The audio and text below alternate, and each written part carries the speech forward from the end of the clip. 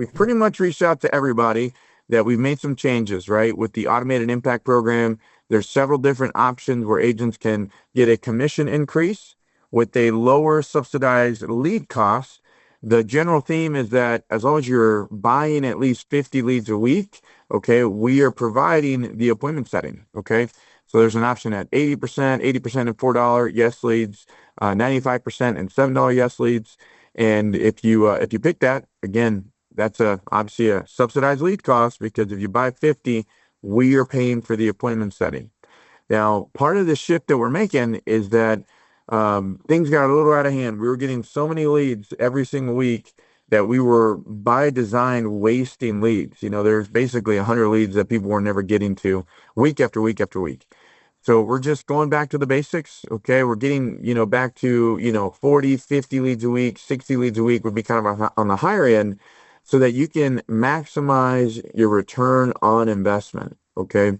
We noticed that agents outside of Cardinal, that, we serve by selling leads to, they were just getting more premium per lead, just flat out. And all they're really doing, guys, is just hitting each lead twice, maybe at a different time of day, and then hitting the stragglers a third time by the end of the week. Obviously, we have an appointment setting in our system. A lot of people do this with no appointment setting. And yeah, so you guys got the video. I sent it out to everyone. You kind of get the general gist of it. But I really am excited about this. Another benefit on this model is the higher first year commission is also a much higher renewal commission. So you're just making more progress on your book of business. So part of what I want to talk about today, because we're going to be doing more thorough door knocking on our leads, I want to step into some of the fundamentals of door knocking and the door approach. I mentioned yesterday about, prudence is doing the right thing at the right time in the right way. And in selling, it's easy to overlook just the little things, especially if, you're just getting started with the learning curve. The script might look boring to you. It might be like, well, I don't know, it's not really how I like to say things. Or maybe it's something even more basic like that, like the body language when you're going for the sit. It's probably out of your comfort zone, or maybe, well, whatever. I'll just kind of get into it. I just want to reiterate some of the basics. These are very important things that are so easy to overlook.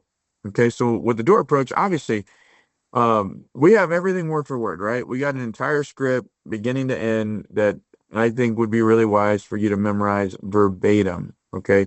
But if you're going to get started somewhere, it definitely needs to be the door approach. Okay. And then definitely the close. Like you want it word for word. And in order for you to do the most important things, which is doing it in the right way, right? It's not, you got the words, but then saying them the right way. You got to have calm and peace of mind about not worried about what you're going to say, right? You got to have it, internalized so you can execute on the body language part. Because I'm sure you guys have heard before, right? Communication is 93%. What's the opposite? They say 7% what you say, right? So small about it is the words. It's 93% how you say it, right? The eye contact, the smile, the body language, even how you're nodding your head, how far away you are from people when you break eye contact, right? Motion creates emotion, right? So, all right. So one of those things is this phrase, low and slow.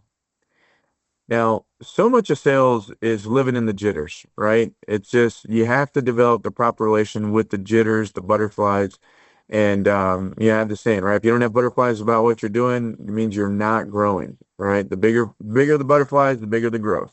And over times, you just develop more tolerance for those things that are really just awkward. I mean, to be honest, it's awkward to knock on somebody's door unannounced, right?